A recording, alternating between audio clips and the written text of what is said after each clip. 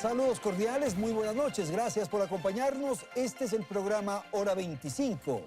El gobierno del presidente Lenín Moreno sufrió un revés el pasado domingo cuando los sectores de oposición en la Asamblea Nacional archivaron el proyecto denominado de crecimiento económico. Semanas atrás, el decreto 883, que establecía la eliminación del subsidio a los combustibles, también fue derogado por la presión social. Estas son dos señales del bloqueo que enfrenta el régimen nacional. Por lo tanto, las salidas no son fáciles, las alternativas de gobernabilidad se agotan y las necesidades fiscales aumentan. Las consecuencias de una decisión poco responsable es que el riesgo país del Ecuador se disparó y superó los 1.100 puntos. Vamos a hablar entonces de lo que ocurre desde el gobierno y naturalmente lo que sucede desde los partidos políticos y las responsabilidades que tienen los dirigentes. Nos acompañan aquí en el estudio central de nuestro canal María Paula Romo, ministra de Gobierno. Agradecemos la presencia de Andrés Vallejo, quien fue también ministro de Gobierno. Saludamos a Alfredo Serrano, director ejecutivo del Partido Social Cristiano. Y damos la más cordial bienvenida a Arturo Moscoso, analista político y articulista. Aquí empezamos. Belén, buenas noches. Muy buenas noches, Andrés, amigos televidentes. El gobierno de Lenín Moreno atraviesa momentos complejos desde el pasado 3 de octubre, día en que se iniciaron las movilizaciones en rechazo al decreto 883 con el que se eliminó el subsidio a los combustibles y que debió ser retirado por la presión social. Desde entonces ha vivido diversos bloqueos que le impiden avanzar en su plan de gobernanza. Veamos en el siguiente reportaje quiénes se han convertido en los actores de este cerco que tiene al gobierno atado de manos. Tan solo 11 días duró el decreto ejecutivo 883, con el que el presidente Lenín Moreno eliminó los subsidios a los combustibles. Y aunque muchos analistas aseguraron que esta decisión era histórica y necesaria, la presión que generaron las violentas movilizaciones en las calles obligó al presidente a dar marcha atrás. Esa se convirtió en una primera derrota para el gobierno, que buscaba a través de ese decreto superar en alguna forma la crisis fiscal. El movimiento indígena, que se convirtió en interlocutor del diálogo, bloqueó la decisión, pero no ofreció ninguna salida. Fue 15 días después cuando el Parlamento de los Pueblos entregó una propuesta económica al secretario de la presidencia de ese momento, José Augusto, y entre los puntos planteados estaban, por ejemplo, incrementar en 4% el impuesto a la renta a los 270 grupos económicos más fuertes del país, además, reducir el IVA al 10% y retomar el dinero electrónico. Si no existía este cerco, el gobierno buscaba aliviar la caja fiscal en unos 1.300 millones de dólares. Al no conseguirlo, planteó un proyecto de ley económica urgente que contenía más de 400 artículos y reformaba 22 leyes. El texto llegó de forma inusual a la Asamblea Nacional.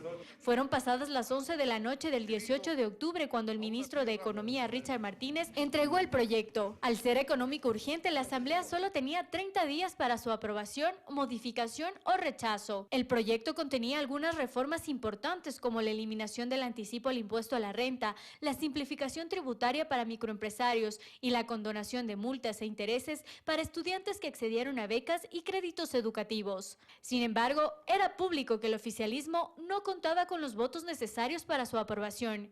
El Ejecutivo le apostaba al Ministerio de la Ley, pero una vez más, la jugada le falló y la bancada correísta, en conjunto con los legisladores socialcristianos, consiguieron los votos para negar y archivar el proyecto.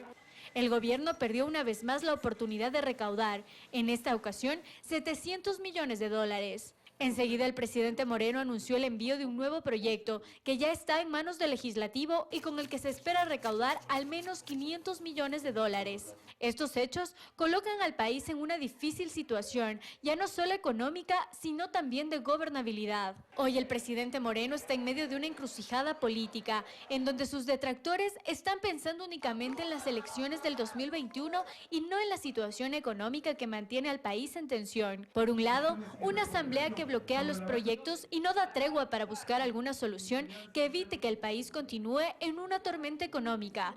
Por otro, el movimiento indígena que busca medidas que beneficien únicamente a sus bases. Una clase empresarial que se ha mantenido prácticamente en silencio. Y en el medio, un país al que por el momento parece que se le han agotado las alternativas.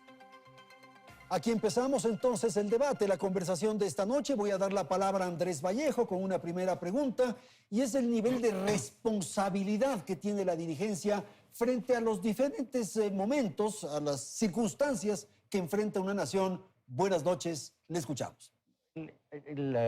Cuando se presentaba el programa decía que el gobierno ha sufrido un revés.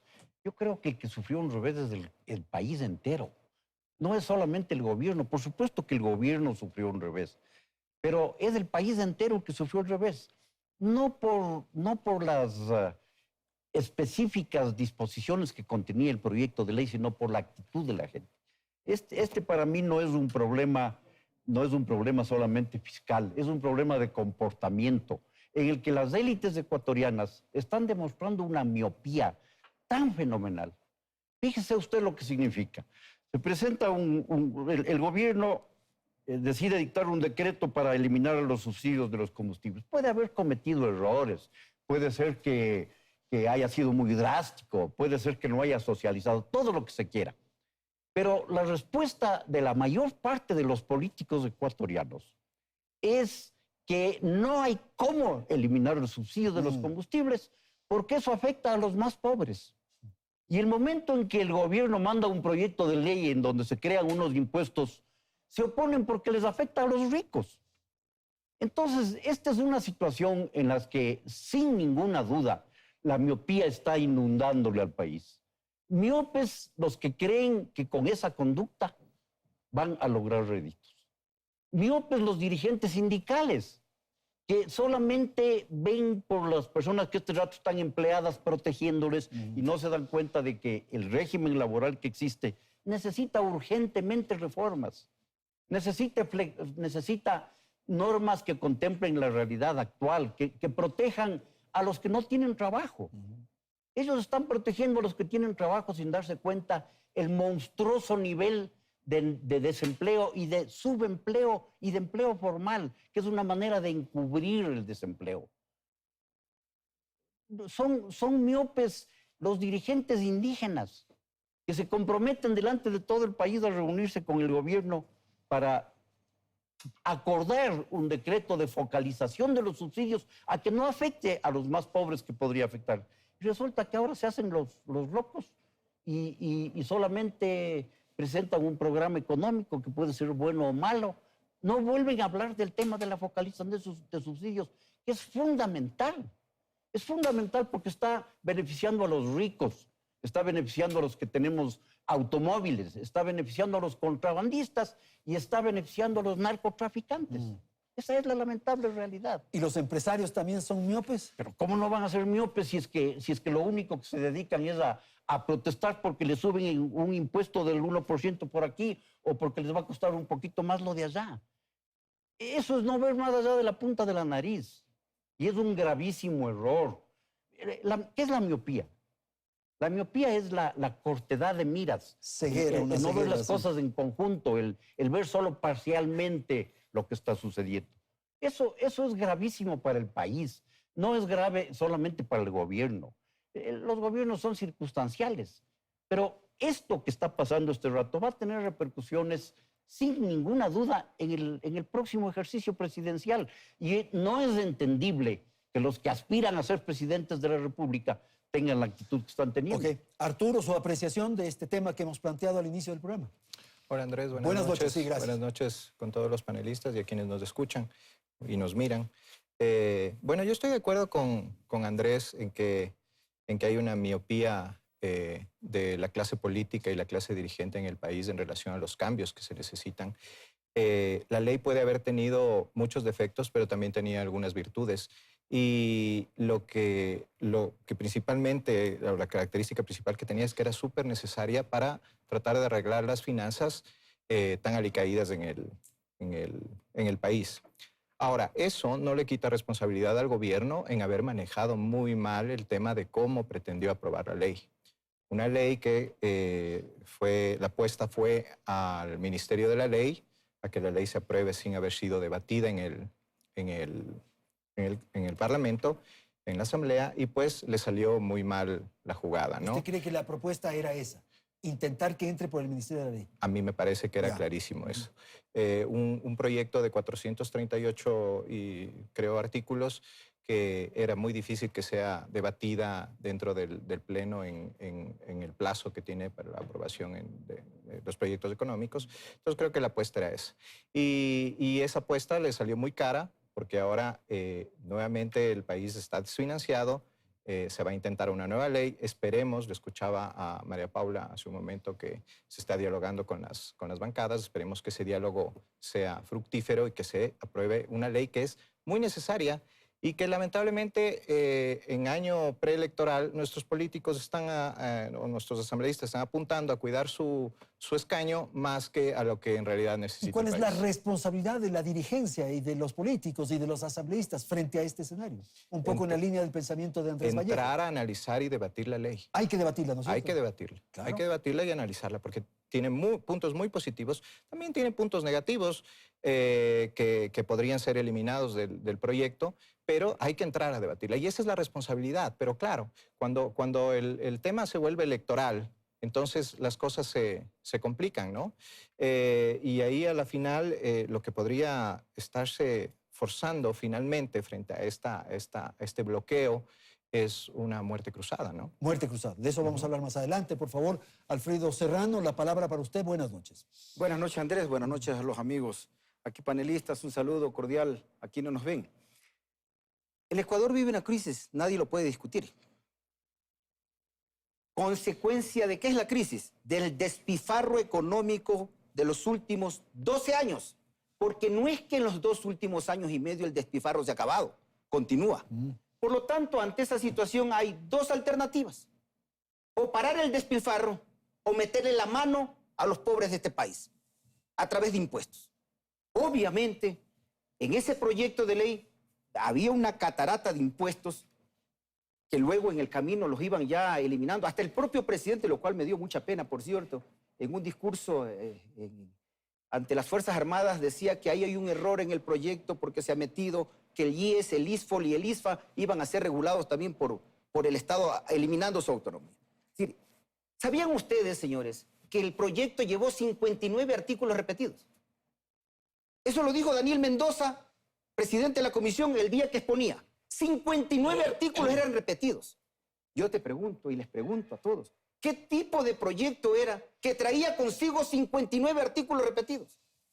Le piden en esos artículos que tienen que colaborar con las crisis en los municipios del país.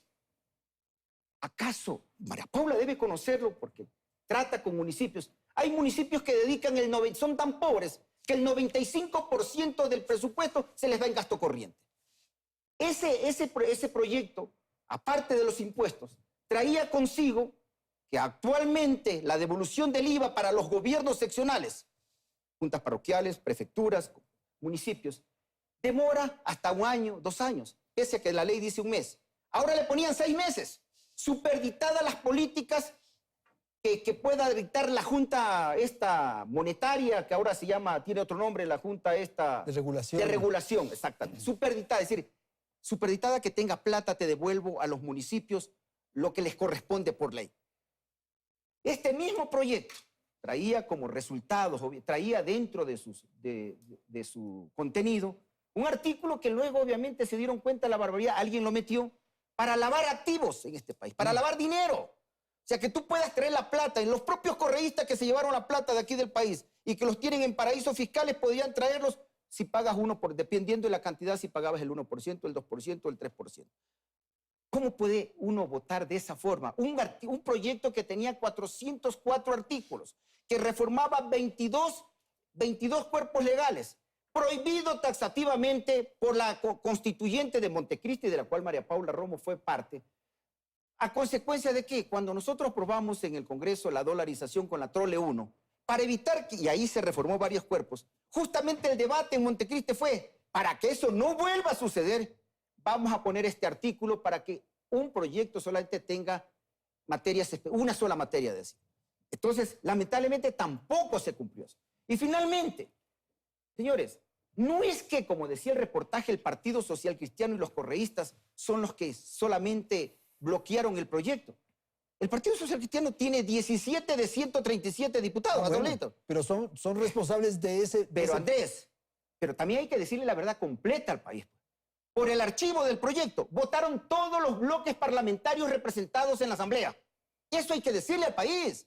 Es que votó todo Suma, es que votó todo Pachacuti, es que votaron 3 asambleístas de Creo, es que votaron unos asambleístas del Badi, es que votaron 2 asambleístas del BIN, es que votaron 1 o 2 asambleístas de Alianza País. Bueno, pero Alfredo, ustedes podían no votar, pues. No, nosotros desde el primer día, Andrés, que se emitió el proyecto, hubo una decisión del Partido Social Cristiano. Porque están viendo en las elecciones. Están viendo en las elecciones. Desde el año 1998. Ustedes fueron a una notaría incluso. Ante un notario público. Por eso. Firmamos que nunca nosotros vamos a votar por impuestos.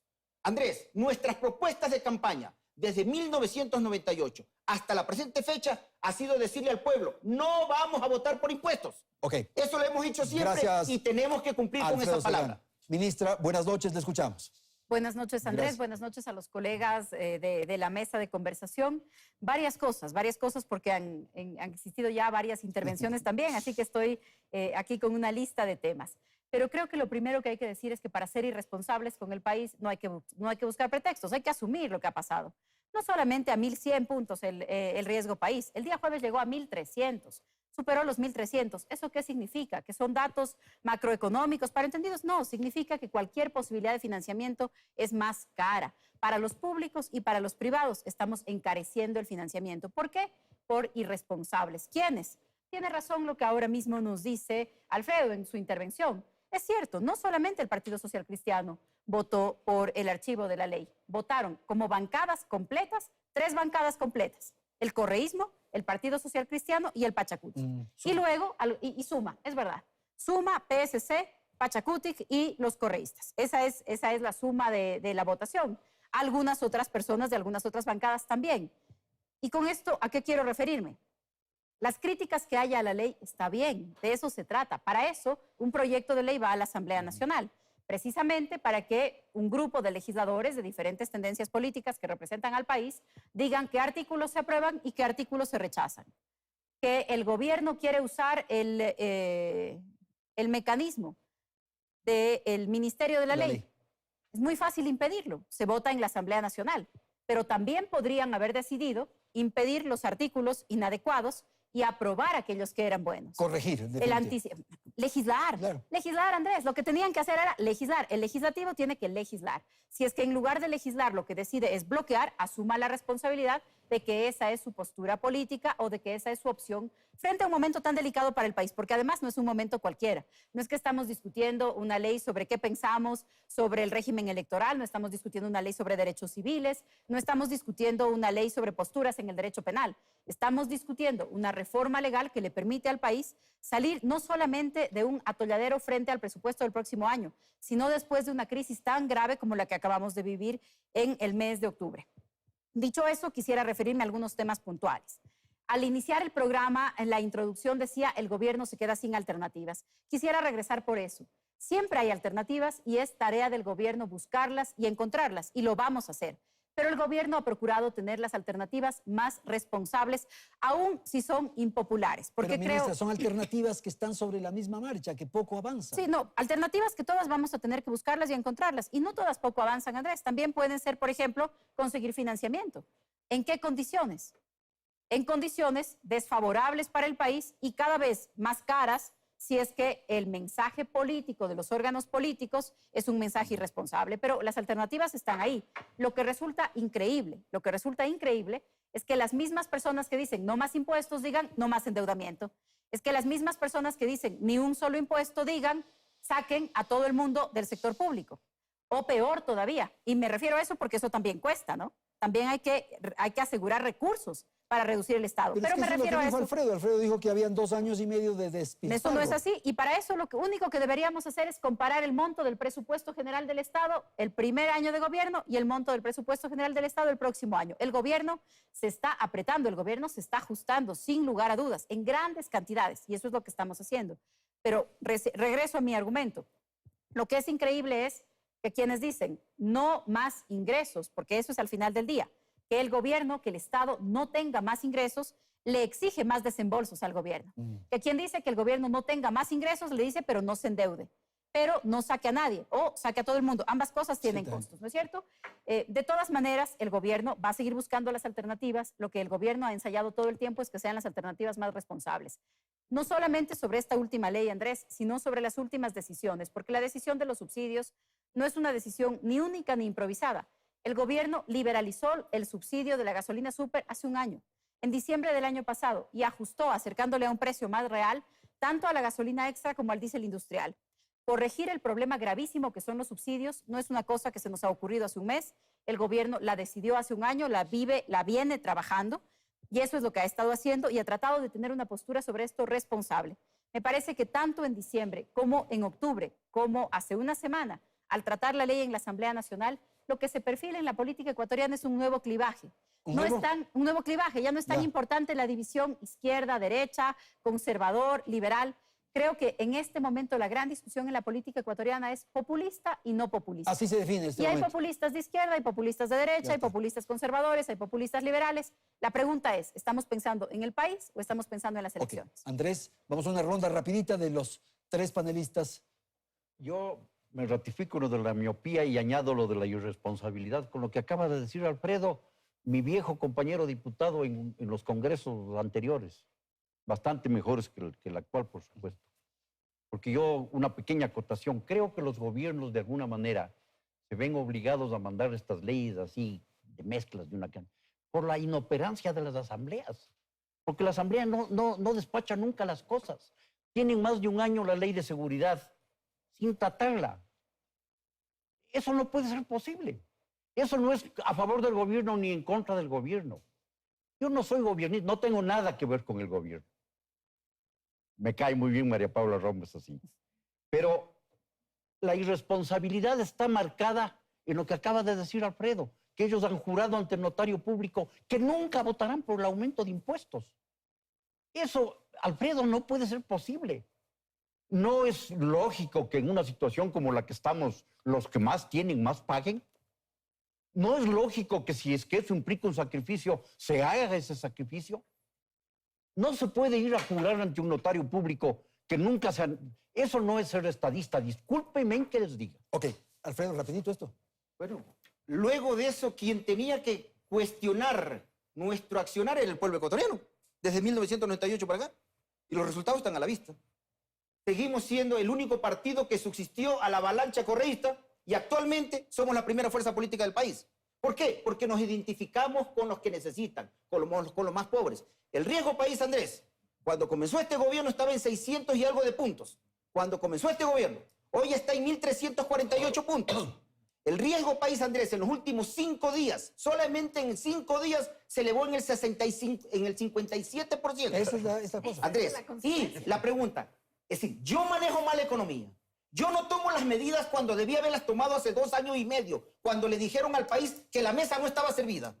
No hago nada en las medidas económicas durante 2 años y medio. Y luego, después de 2 años y medio, decido meterle la mano al pueblo para sacarles impuestos. Andrés, nosotros tenemos un compromiso con el pueblo de no subir impuestos porque hemos demostrado en las administraciones nuestras que la solución no está subir impuestos. Oiga, el presidente Trump lo que está haciendo, más allá que me cae mal, con la reactivación económica de Estados Unidos, ¿qué hizo para reactivar económicamente Estados Unidos? Bajó los impuestos. ¿Qué hizo el socialista de Portugal? Bajó impuestos en plena crisis. Y ahí está Portugal refloreciendo. Gracias, Alfredo. Ministra, después voy contigo. Sí, ojalá, yo tengo varios años por delante como ciudadana ecuatoriana y ojalá me alcancen los años para ver cuándo en el gobierno, en el Ejecutivo me refiero, el Partido Social Cristiano diga no hay que cobrarle a nadie impuestos. Creo que en ese momento yo le voy a pedir, que usted me invite de nuevo para que podamos conversar sobre eso. Pero así sucederá. Aquí voy a estar conversando sobre eso. Felizmente eso no va a pasar. Pero creo que aquí hay varias cosas que decir. Alfredo decía, por ejemplo, de la ley, porque creo que también hay que entrar a cuáles son los argumentos para negar la ley, a la discusión de fondo de la ley, que eso habría sido lo bueno, Que la Asamblea diga, estos artículos no, estos artículos sí. Claro. Estos artículos son los que tienen que aprobarse, por supuesto, y yo creo que habían muchos que tenían que aprobarse. Había que eliminar unos repetidos, por supuesto, y es un gravísimo error. Y no es la primera vez ni la última que va a suceder algo así en un proyecto de ley tan extenso y además enviado en las circunstancias en las que fue enviado, después de lo que salimos. Pero, en todo caso, hablemos de los temas de fondo. No más impuestos, yo creo que ahí hay que ponerle coma y una preguntita. No más impuestos, ¿para quién? Porque si son no más impuestos para los pobres, yo soy la primera en levantar esa bandera y el gobierno lo ha dicho y el presidente lo ha dicho. No más impuestos para los más pobres. Es así, yo digo, yo también estoy de acuerdo. En este momento no podemos ir a cobrarle la crisis a los más pobres. No más impuestos para los más pobres, yo suscribo eso. Pero no más impuestos como una declaración plana que no hace diferencia entre el que más tiene y el que menos tiene. Con eso yo no estoy de acuerdo. El que más tiene, tiene que arrimar el hombro para cubrir la crisis, para pagar la crisis. ¿Cuáles eran los nuevos impuestos? Los malísimos impuestos para salvar el bolsillo de los ecuatorianos. ¿De qué ecuatorianos? 2 impuestos nuevos en el proyecto que se envió a la Asamblea Nacional y en el que el presidente se ha ratificado en esta misma semana. Un impuesto para personas que ganan más de $10,000 mensuales, porque son 100,000 anuales netos. Entonces, eso significa más de $10,000 mensuales. Creo yo que las personas que ganan más de $10,000 al mes tienen que pagar más impuestos. Yo creo que sí. Quien crea que no, está en todo su derecho de defenderlo, pero diga claramente que se trata de 9,000 personas, no del pueblo ecuatoriano, sino de 9,000 personas que son parte del pueblo ecuatoriano, por supuesto, pero que algunos creemos que sí tienen que pagar más impuestos. Más impuestos para empresas que facturen más de $1 millón. No estamos calculando sobre la renta porque ya pagan su impuesto a la renta y está muy bien, y todo el mundo tiene que pagarlo. Pero una contribución especial, ¿que saben de cuánto era? A quien facture más de $1 millón le tocaba pagar $1,000. A quien facture más de $5 millones le tocaba pagar $5,000. ¿En serio valía la pena duplicar el riesgo país para evitar que una empresa que factura $5 millones pague 5,000? Pero esa pequeña cantidad, ese pequeño porcentaje, que no le va a quebrar a nadie, que no le va a impedir a nadie invertir en el país, porque nosotros creemos en la inversión privada y en la empresa privada, pero también creemos en que los impuestos son progresivos. Esa pequeña cantidad, esos 1,000, esos 5,000, sumaban $177 millones en un año, que lo que precisamente hacen es cubrir las cosas que se necesitan para atender a los más pobres. Okay. Y termino con el tema municipios. Sí. Así es, habían algunas normas que tenían que ver con municipios, pero no estaban quitándole recursos a los municipios, estaban organizando una ficción que hay sobre el tema de los atrasos. El gobierno ha hecho todo lo que está en su alcance y lo sigue haciendo. Calendarios, ponerse al día, pagar a los municipios, honrar las deudas de los gobiernos anteriores. Lo estamos haciendo porque corresponde, pero son cantidades gigantescas y lo vamos a seguir haciendo. Pero también lo que estamos haciendo es financiar cosas que tienen que financiar los municipios. Llevamos más de $1,200 millones entregados para agua potable, competencia municipal en el país. Y con recursos del Estado, a través del Banco del Estado, se está financiando para que los municipios cubran esto. Tenemos un gran compromiso para trabajar con los municipios, pero reglas fiscales para que tengamos todos que tener en orden las cuentas también es importante, porque hay municipios que gastan más en fiestas que en agua. Y eso también hay que decirlo y en algún momento tenemos que decirlo. Ok. Gracias, ministra. Te debo la palabra, Arturo. Vamos a ir a la publicidad y enseguida retornamos y empezamos contigo. En un instante.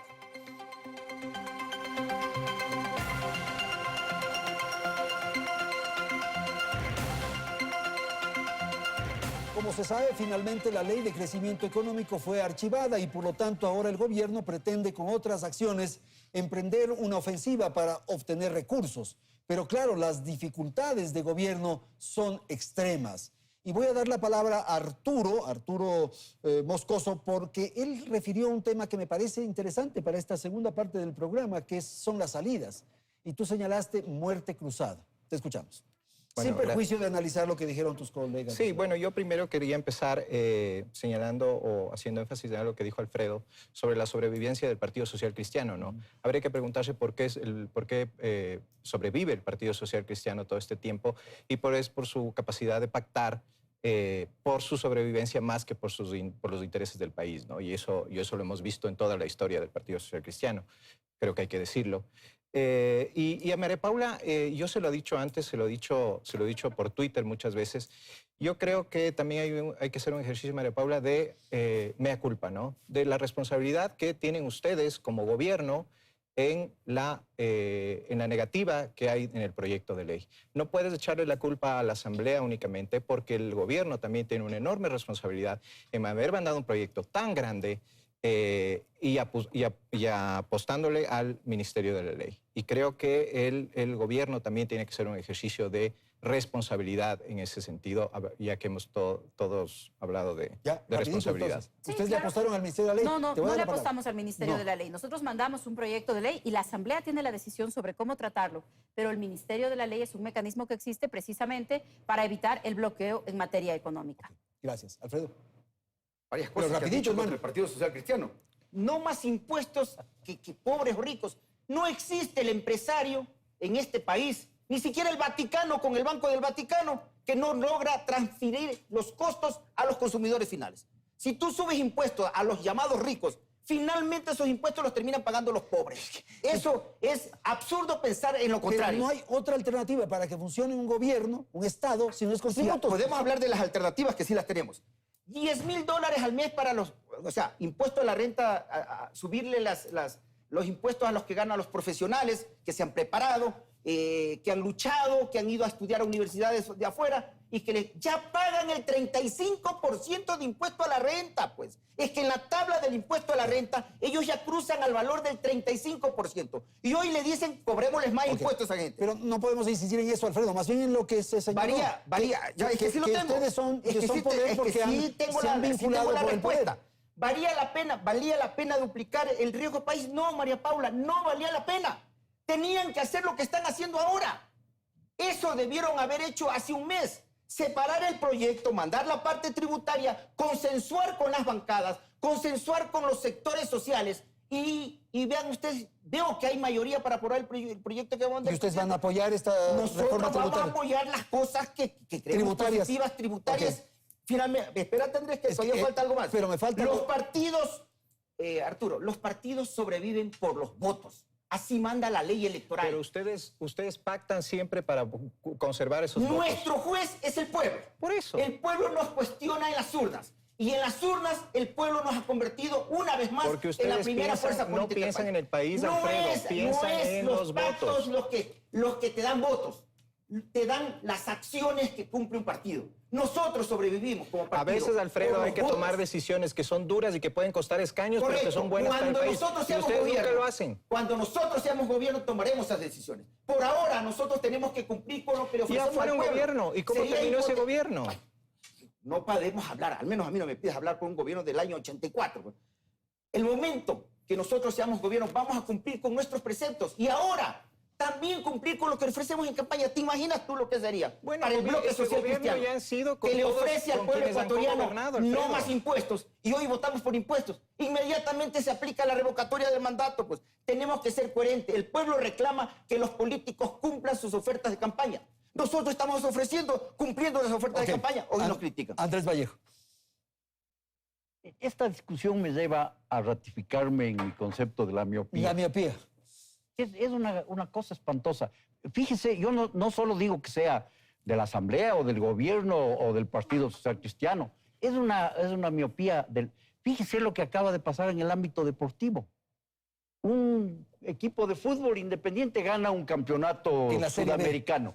Y inmediatamente otro equipo de fútbol ecuatoriano hace caso. le reclama y pone en riesgo ese título por Sí. por una participación de un arquero o alguna cosa así. O sea, nadie ve las cosas globalmente. Una olla de cangrejos. ¿Qué tal si es que el día de mañana el reclamo que presenten los señores, los representantes del equipo rival del Independiente, ganan esa reclamación y le quitan el título? ¿Qué tal? No puede ser esto posible. Estamos aquí actuando como que fuéramos... Bueno, pero ahí me como pongo que- de abogado del diablo. Si han cometido un error, ¿por qué se le va a tapar? No es cuestión, ¿por qué no reclamaron antes? ¿Por qué esperan a que gane en donde hay un gran premio económico para entonces reclamar y sacar una tajada? Pero ahí de nuevo estamos en esta discusión de quién es el más irresponsable. Sí. Igual que la discusión anterior en relación al gobierno. ¿Quién es el irresponsable? ¿El que pone un jugador que no puede jugar o quien reclama que no Pero juegue? Puede ser que así sea. A lo que yo voy es a que la tónica nacional es de ver las cosas cada uno en su metro cuadrado. Nadie está viendo las cosas desde el punto de vista del país, nadie está viendo las cosas tomando en cuenta que las actitudes que tomemos van a tener una repercusión X. ¿Cómo es posible que se reclame ahorita al gobierno el que haya subido el riesgo país, cuando el riesgo país sube en semejante forma por la negativa de la Asamblea? Pues estoy seguro de que el gobierno ha cometido errores, que en el proyecto no debían haber cosas que fueron. Una cantidad de cosas de esas. Sí, estoy de acuerdo. Pero para dar un voto en contra, hay que pensar que el riesgo país va a subir de esa manera. Esa es la responsabilidad del que está actuando. El gobierno ha cometido errores, también dijo Arturo. Todos los días, Andrés. El gobierno tiene errores y aciertos. Lo contrario es presumirnos inequívocos, dueños de la verdad, y eso no es así. Pero por eso hay diseños en las democracias para que el gobierno no expida la ley, pues lo manda a la Asamblea Nacional, y en la Asamblea Nacional hay mucha gente que discute, que vota, que aporta, también el gobierno. Entonces, al mandarlo a la Asamblea Nacional a un proyecto de ley, pone en el debate público ese mismo proyecto y recoge esas opiniones. Eso es parte normal, eso es precisamente cómo funciona la democracia. Pero yo creo que, hace un momento lo decía Andrés, estamos hablando de algunos conceptos que creo que son fundamentales. El sentido de oportunidad, la responsabilidad, el mirar por el país más allá de la coyuntura, incluso más allá de las simpatías o las antipatías políticas, porque lo que tenemos por delante supera nuestras propias posturas personales. Perdona, es la María discusión Paula, sobre el país. María Paula, te puedo interrumpir y tengo una pregunta, me pongo en el papel de entrevistador y un poco retomando lo que dijo Alfredo. ¿Por qué no lo hicieron antes? ¿Por qué no hicieron esto cuando la popularidad de Lenin, por ejemplo, era del 70%? ¿Por qué ahora, cuando es un gobierno débil, con poca popularidad, en donde la Asamblea evidentemente lo que va a guardar son sus escaños en juego más que el beneficio que pudiera traer esta ley? ¿Por qué no lo hicieron antes? Esa es una muy buena pregunta y yo tenía apuntada aquí una fecha, el momento de la introducción al programa, porque decían, el gobierno atraviesa duros momentos desde la semana pasada, desde el mes pasado. Yo diría que no, el gobierno atraviesa duros momentos más o menos desde julio del 2017. El gobierno ha pasado por diferentes periodos, el gobierno ha tenido diferentes momentos como los tiene cualquier gobierno en el mundo. Pero este gobierno en particular tomó una decisión muy importante. Y digo este gobierno en tercera persona porque en ese momento yo no estaba en el gobierno. Pero ¿qué pasó en julio del 2017? Hubo la primera diferencia pública entre Correa y el presidente Moreno, entre el expresidente Correa y el entonces, pocos meses, designado ya, nombrado, elegido presidente Moreno. La primera diferencia pública entre estas dos personas fue por la casa de la CONAIE. Fue porque el presidente Moreno se reunió con la CONAIE y dijo, primer pedido, que nos tienen que devolver la casa, que nos han quitado la casa. Y la primera diferencia pública fue por esto. ¿Y por qué lo pongo como un punto de inflexión? Porque creo que el presidente Moreno tomó una decisión arriesgada, impopular probablemente, y que creo que fue pensando en el país y no en la coyuntura, pensando en el país y no en su conveniencia. Y fue la decisión de no ser un gobierno de continuidad del correísmo. Fue mirar que si habían casos de corrupción tenían que investigarse, que si eso implicaba la prisión de quien entonces era su vicepresidente, también era un riesgo que estaba dispuesto a correr, que si eso implicaba perder la mayoría en la Asamblea Nacional, porque estos debates sobre lo que pasa en la Asamblea Nacional durante 10 años no existieron porque había una mayoría, en algunas ocasiones hasta de 2/3 del gobierno anterior. El presidente Moreno decidió entonces sacrificar su mayoría en la Asamblea Nacional, la comodidad de los poderes del Estado, como ya estaban, y convocar a una consulta popular. El gobierno ha enfrentado diferentes momentos difíciles por diferentes temas y lo ha hecho en primer lugar respecto de la institucionalidad democrática, las instituciones, la ley de comunicación, que por cierto es la ley que hasta el momento ha sido la ley aprobada con menos votos en la Asamblea Nacional. De todo el periodo legislativo que estamos viviendo, la ley que tuvo menos votos en todo este tiempo ha sido la ley de comunicación, en la que menos respaldo ha tenido el gobierno ante la Asamblea y de todas maneras la mandó, con el riesgo aún de perderla. Habría que preguntarnos cómo votó cada una de las organizaciones políticas. Pero el gobierno ha ido quemando fases. La primera fue la recuperación de la institucionalidad democrática, los poderes del Estado. La siguiente ha tenido que ver con la economía y un plan de financiamiento de esa economía. ¿Estamos en ese momento? Sí, en ese momento estamos. Se puede discutir, para eso son paneles como estos, ¿qué teníamos que hacer primero?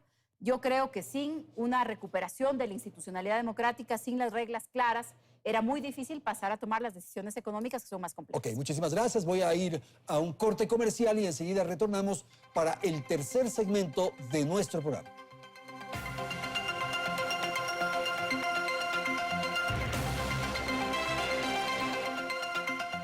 Bien, en la tercera parte quiero insistir un poco en el tema de la salida frente a la dificultad, a esta especie de bloqueo que se produce en torno a la gestión del gobierno del presidente Lenín Moreno. Y Arturo, tú señalaste el tema de la muerte cruzada. Quiero volver a preguntarte, ¿en qué consiste la propuesta? Bueno, la muerte cruzada es una facultad que tiene el presidente de la República, una facultad constitucional, de disolver la Asamblea Nacional si es que, previo dictamen de la favorable de la Corte Constitucional, si de forma reiterada o injustificada obstruye la ejecución del Plan Nacional de Desarrollo. Yo creo que esta herramienta le da al gobierno ahora una facultad de presionar para la aprobación de la nueva ley que va a enviar, ¿no? Porque el gobierno, si es que este nuevo proyecto que va a enviar se negara, bien podría decir que se está obstaculizando la ejecución del Plan Nacional de Desarrollo y pedir la disolución de la Asamblea. Si se ¿no? niega esta siguiente intención del gobierno de obtener recursos a través de reforma tributaria, ya es una señal de un bloqueo total. Sí, yo creo que sí, porque es evidente que el gobierno necesita las herramientas como para paliar la crisis y no las tiene en este momento. Ahora, y esto es interesante porque es un gobierno débil, es un gobierno en donde Lenín Moreno tiene muy pocas posibilidades de continuar en una carrera política. No sé si María Paula o los demás miembros del gobierno están pensando en continuar, pero van a salir muy débiles de este gobierno. Ya es un gobierno débil, mal calificado, y lo que le va a permitir es dejarles a todos con los churos hechos. ¿Y la muerte cruzada qué Porque- resuelve? ¿No resuelve eso tampoco? ¿Sí? Que no La resuelve. idea de la muerte cruzada no resuelve este planteamiento que acabas Es de que, formular. es que lo que está haciendo la Asamblea ahora... ¿Por qué la Asamblea bloquea las nuevas medidas económicas? Porque, insisto, están cuidando su escaño. Estamos en Ajá. año preelectoral y están cuidando su escaño. No quieren que se les acuse de tomar medidas impopulares o impositivas hacia la población. Entonces, más allá de lo que le convenga o no al país, pues esa va a ser su posición. Entonces, si es que el gobierno optara por una muerte cruzada, pues todos se van a quedar en el aire sin herramientas como para utilizar en la nueva campaña política que tendrá que ser lo más pronto posible luego del llamado a elecciones del CNE. Este es un tema que se escucha, que la gente conversa, otro es el adelantar las elecciones, otra es una crisis de gabinete, en fin, ¿qué cree usted? No hay posibilidad de adelantar las elecciones a menos que haya la aplicación de la muerte cruzada. Yo no soy partidario de eso. Yo creo que eso le podría llevar al país a nuevos escenarios mucho más complicados y de imprevisible desenlace. Yo no estoy de acuerdo. Yo creo que se debe apelar a la responsabilidad de todos. Se debe apelar a que el gobierno actúe como debe actuar, que consensúe, que hable con quienes tenga que hablar, que ceda en lo que tenga que ceder, pero también a los bloques legislativos.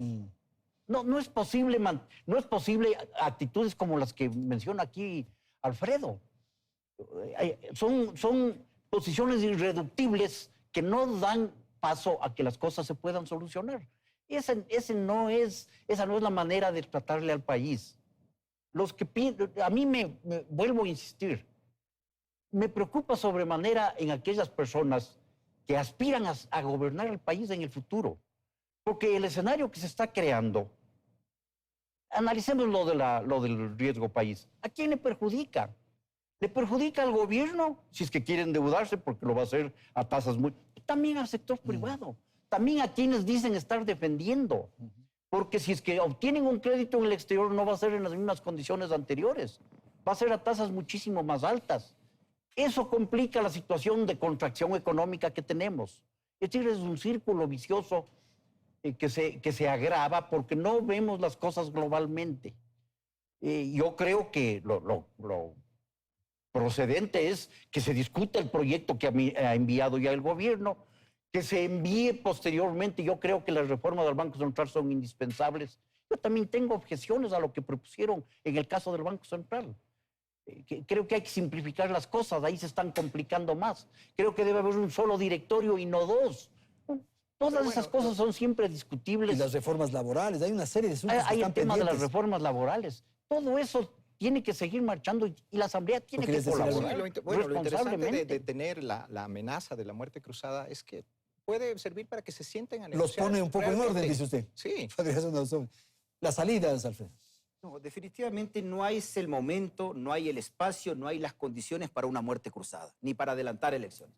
Se eligió democráticamente un presidente para que gobierne este país por 4 años y tenemos que sujetarnos a esos 4 años. Igualmente una asamblea que ahora, haciendo las cosas bien, Andrés, como van a hacer, como ya están haciendo ahora el bien el gobierno, primero consensuando, tú fuiste ministro de gobierno y sabes lo que había que hacer en esos temas.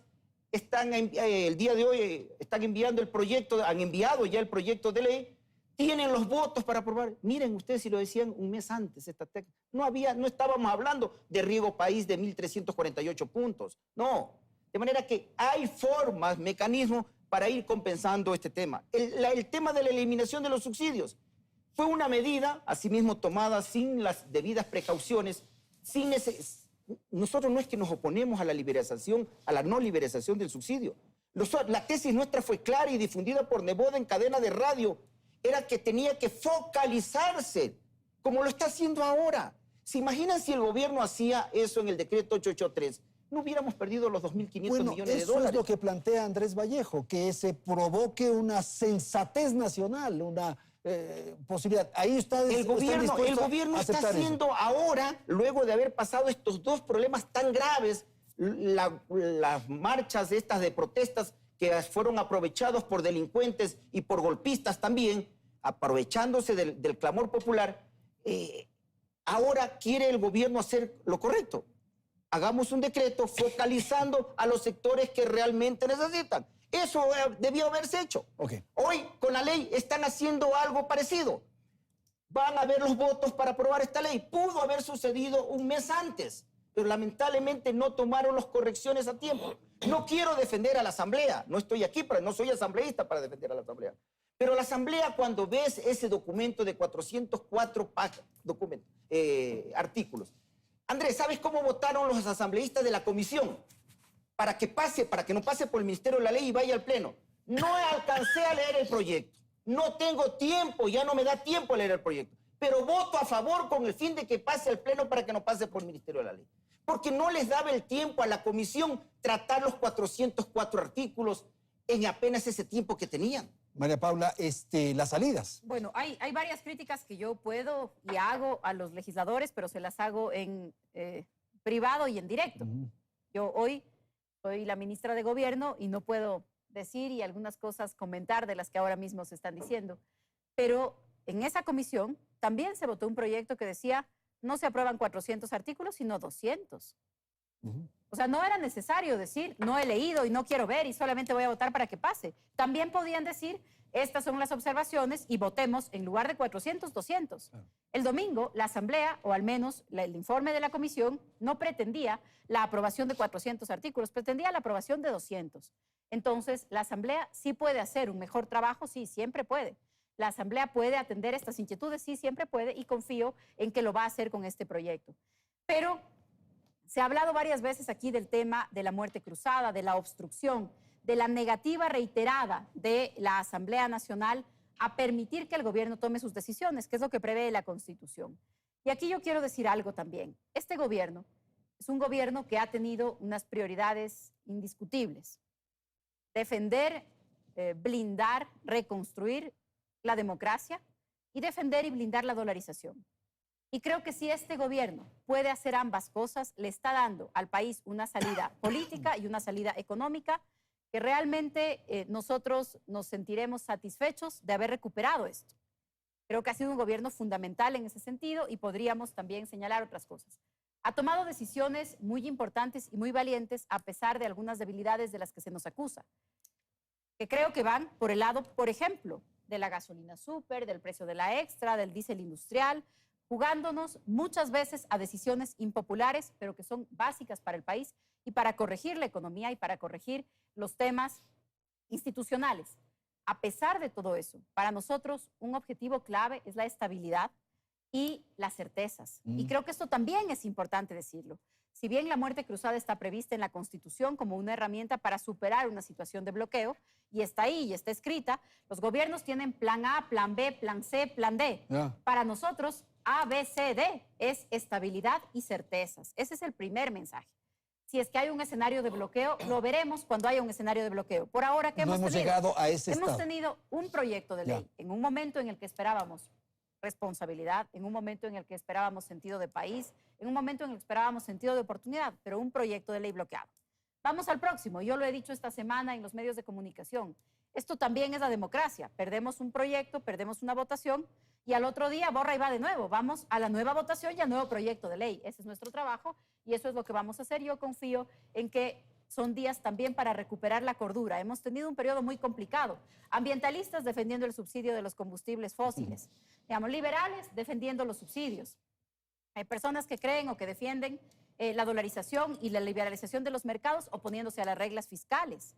Sectores que defienden a los más pobres diciendo no les cobren impuestos a los ricos.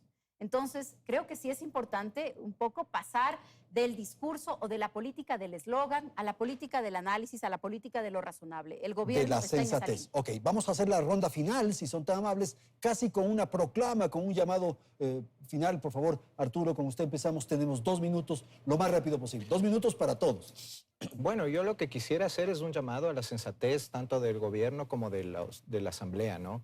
Creo que estamos pasando por un momento muy complicado económicamente y políticamente hablando. Creo que se está poniendo en riesgo la dolarización y si se llega a caer la dolarización en este país hay una guerra civil.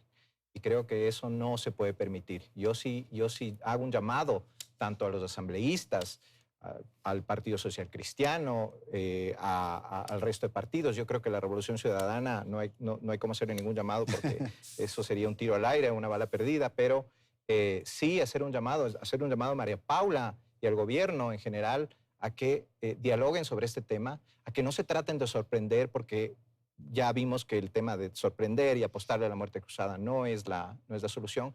Al Ministerio de la Ley. Al Ministerio de la Ley.